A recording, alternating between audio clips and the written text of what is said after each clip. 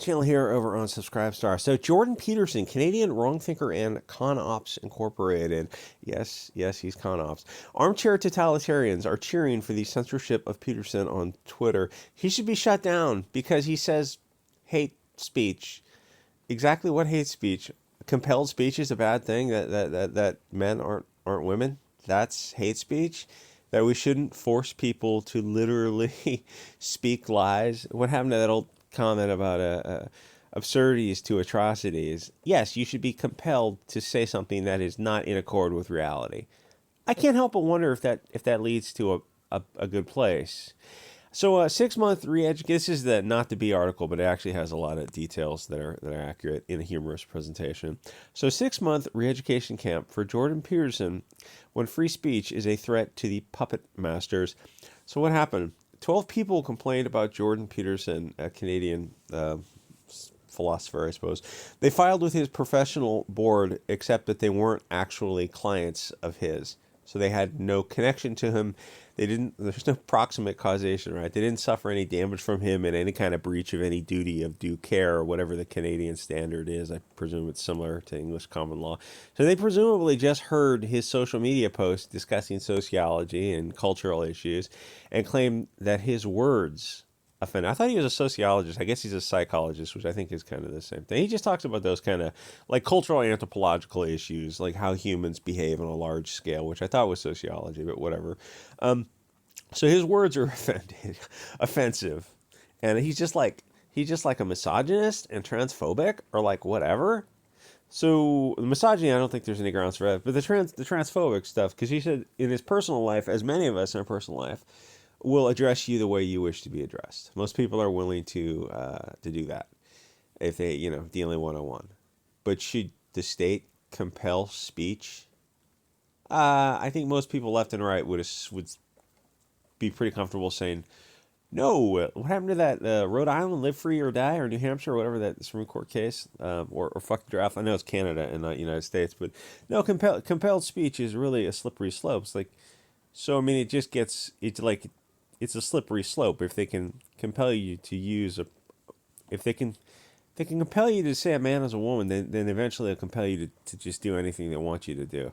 So the kids on Twitter are cheering that his licensing board is revoking or about to revoke his state license. So there's some back and forth about that. Like they say they don't have the power to revoke a license, but the other side of the argument is that, well, they are a licensing board, so I'm not exactly sure what's going on with that. It just means he won't be invited to certain conferences or something like that. And the kids on Twitter are like very, very glad that this is happening because they claim that he spreads hat speech, but they don't actually give any examples, like at all. You can scroll through the whole thing of Twitter and there's no examples.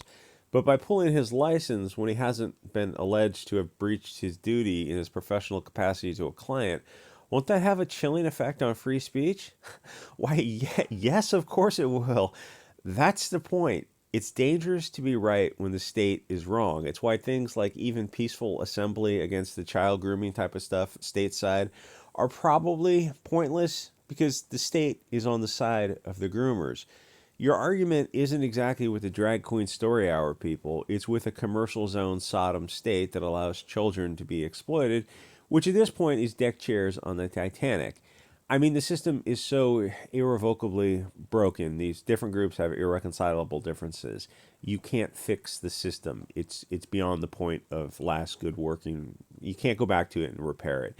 You would have to form a state within a commercial zone nation where it would probably take a civil war between we the people and the armies of Facebook and Bank of America. Because, like I point out, if there's enough people in Canada and America to form a third nation of like-minded individuals, you want to have a constitutional republic? What a novel idea! Somebody should write that down.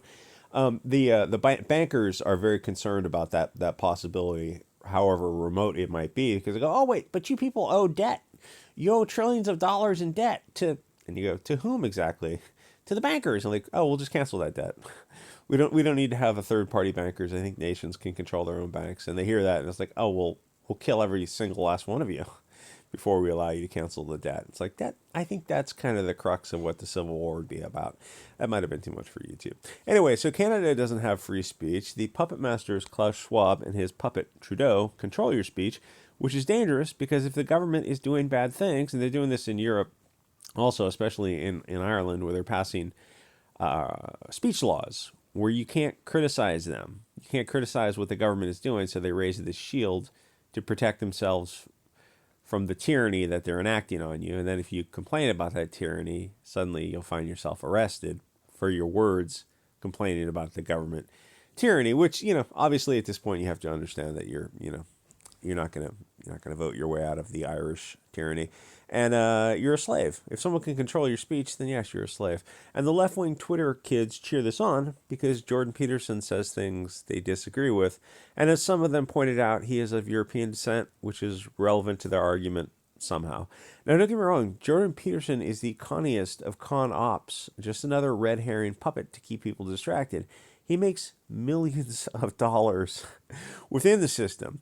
He is not going to say anything real because then the system, the publishers and the social media and the banks would just kick him off. Then the money dries up.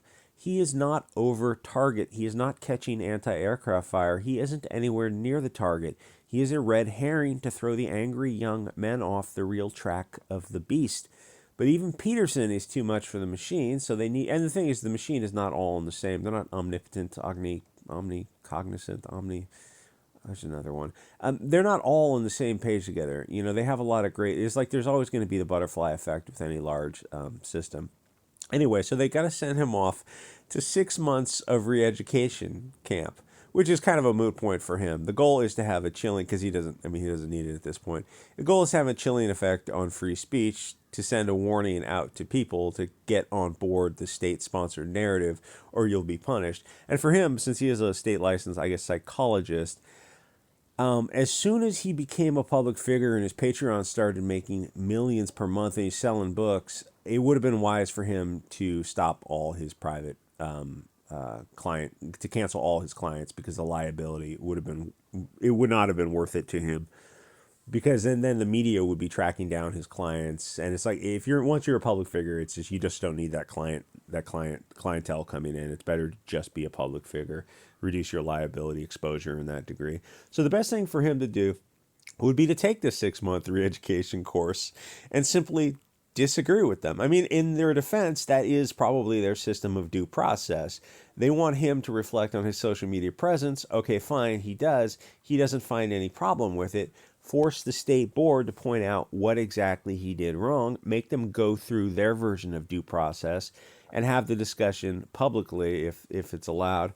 The other related issue is one of academic freedom, a free speech in whatever setting it takes place. Because if you don't have protected free speech, then you've handed power over to the person with the right of censorship. In America, it was the Nina Jankowicz's of the world, who are very focused. When they use words, hot words, you got to focus on those words, like disinformation and misinformation. When you hear like the NPC meme, if they're all saying the same words in unison, this is a threat to our democracy. Misinformation, disinformation. Start thinking about that. Like, why are they saying it? Who does it benefit? Follow the money, and then ask questions like, well, who determines what misinformation or disinformation is? And that's when they kind of look all shifty, and all the eyes in the room go to Nina Jankowicz, and they go, oh, she determines what misinformation is. And you look at her, you're like, are you out of your effing mind? Why would adults hand this godlike power over to a third party? Imagine you have two parties communicating, and the state as a third party comes in to act as a censor to tell these other adults what ideas were allowed. Why would you acquiesce to slavery? Well, it turns out that Canada doesn't have free speech or a Second Amendment. Their system is set up to place all power in the hands of the government, which in this case is Klaus Schwab. That's the real issue. It's time for Canada, Europe, and the rest to just get a Bill of Rights. Another point with the angry cancel mobs, notice how our puppet politicians all use the word and phrases like our democracy, a threat to our democracy, except we're a constitutional representative republic, at least over here.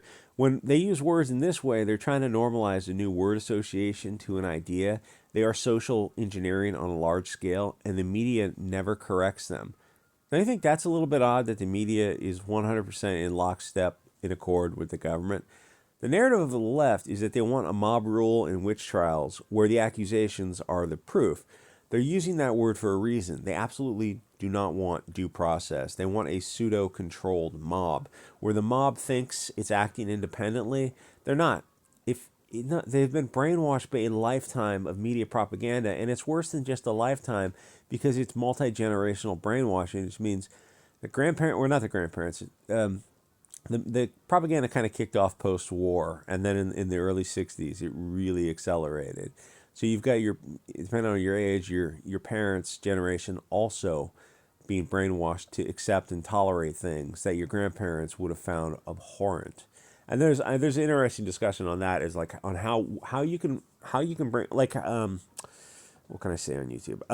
How the right is further to the left than the left was 20 years ago. Like how Tucker Carlson and a bunch of right-wing politicians are openly in favor of things that Obama and Hillary Clinton and even Biden were against just a few decades ago because of the slow, erosive, subverting corruption of propaganda. Where you go, like, so what do you believe in? I believe in whatever the media tells me to believe in. Oh, and they go, and then their counter argument is, well, aren't you guys brainwashed also? I say no, because we're over target. We're getting deplatformed, kicked off social media, kicked out of the payment processors, kicked off the banks, being attacked by the media. Our message is not in accord with the media, the government, the social media, and the puppet masters. The rich and powerful, the people who are raging for the machine, we're over target. And the left wing who's working with the FBI to turn in the J6 protesters, yeah, you've been subverted and corrupted. It happened. It's been happening slowly but surely, but it really accelerated about 2012 with Occupy Wall Street. Anyway, like, comment, subscribe, and see you guys all next episode.